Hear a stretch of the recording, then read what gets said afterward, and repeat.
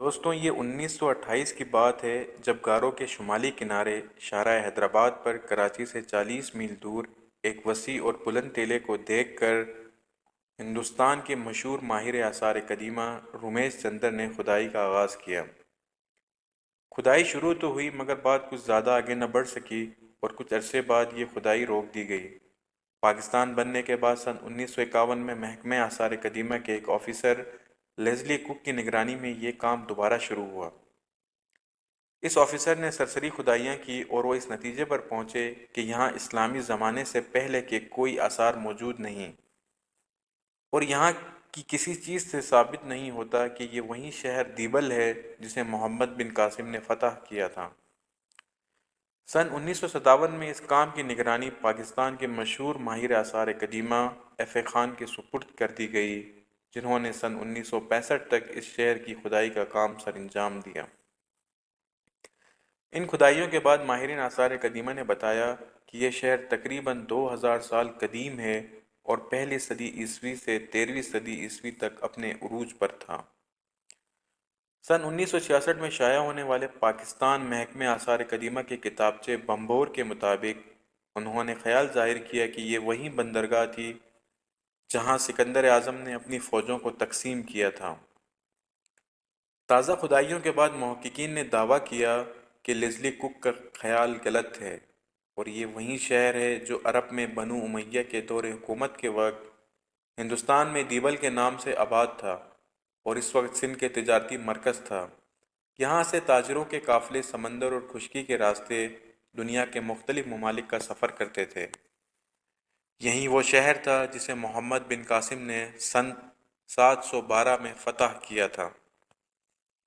دوستوں، 2 مارچ 1958 کو بمبور میں آثار قدیمہ کی کھدائی کا آغاز ہوا۔ ایف اے خان کو ان کھنڈرات میں 2 اہم تعمیرات کا سراغ ملا۔ ایک تو مضبوط قلعہ بند شہر پناہ جو مشرق سے مغرب کی طرف 200 فٹ چوڑی اور شمال سے مغرب کی طرف 1200 فٹ طویل تھی۔ محکمہ آثار قدیمہ کے کتابچے بمبور میں درج ذیل تفصیلات کے مطابق اس شہر پناہ کی تعمیر کا سراغ سن 1958 میں ملا۔ 2 برس بعد 17 جون 1960 کو محکمہ آثار قدیمہ کو انہی کھنڈرات میں ایک مسجد کے آثار ملے جو محکمہ آثار قدیمہ کے بیان کے مطابق برصغیر میں تعمیر کی جانے والی پہلی مسجد کے آثار تھے۔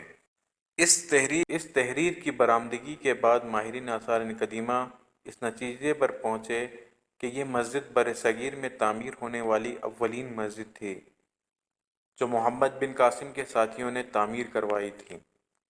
بمبور کے آثار قدیمہ سے برآمد ہونے والی اس پہلی مسجد کے آثار کی برآمدگی 23 ستمبر 1962 کو مکمل ہوئی۔ بتایا گیا کہ یہ مسجد کم و بیش مربع تھی۔ اس مسجد کا طول 122 فٹ اور عرض 120 فٹ تھا۔ اس کے چاروں طرف چونے کے پتھر کی اینٹوں کی ایک ٹھوس دیوار تھی جس کی موٹائی 3 سے 4 فٹ تھی۔ مسجد کے صحن کے طول 75 فٹ اور عرض 58 فٹ تھا۔ یہ صحن اینٹوں سے بنا ہوا تھا۔ مسجد کے 3 اطراف میں دالان اور غلام گردشیں تھیں جن کی چھت لکڑی کے قطار در قطار ستونوں پر قائم تھیں۔ کھدائیوں سے ملنے والی آثار سے معلوم ہوا کہ یہ دالان چھوٹے چھوٹے حجروں میں تقسیم تھے اور 18 فٹ بڑا تھا۔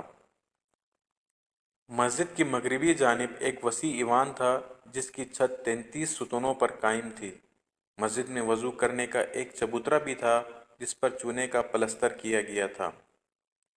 یہ بھی اندازہ ہوا کہ آخری زمانے میں یہ چبوترا گودام کے طور پر استعمال ہوا تھا جس پر مٹی کے چراغ رکھے جاتے تھے۔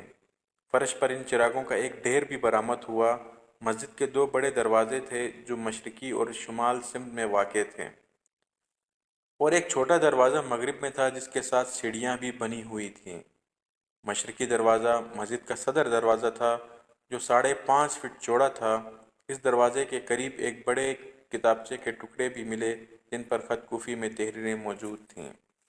اس طرح کے انفارمیٹیو ویڈیوز دیکھنے کے لیے ہمارے چینل کو سبسکرائب کریں اور بیل آئیکن کو پریس کریں۔ Thank you.